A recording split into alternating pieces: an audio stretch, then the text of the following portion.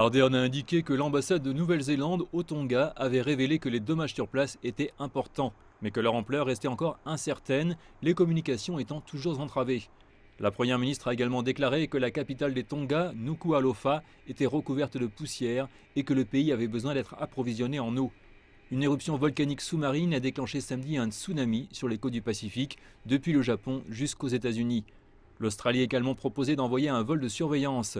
Les États-Unis et l'Organisation mondiale de la santé ont promis leur soutien. Voici les côtes du Pérou, sur la côte ouest de l'Amérique du Sud. Comme dans une grande partie de la zone Pacifique, l'alerte au tsunami a été déclenchée ici.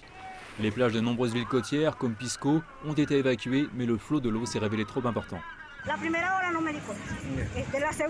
Je n'ai pas remarqué la première vague. Lors de la seconde, les gens ont commencé à se rendre davantage vers le rivage. C'est la troisième qui a atteint le mur. À la quatrième, tout a été inondé et l'eau m'arrivait aux genoux.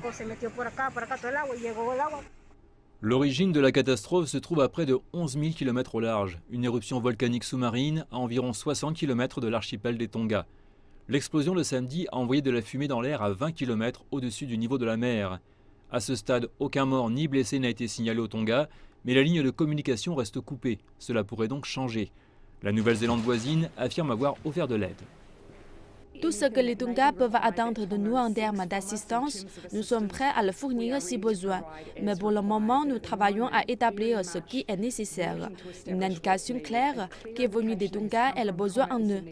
Le nuage de centre a, comme vous pouvez l'imaginer, causé une contamination qui s'ajoute à un environnement déjà difficile en termes d'approvisionnement en eux. C'est ce sur quoi les forces de défense sont très concentrées. Des alertes tsunami ont également été émises au Japon et aux États-Unis, où les plages de la côte ouest, dont la Californie, ont été évacuées. Hawaï et l'Alaska ont également été mises en alerte.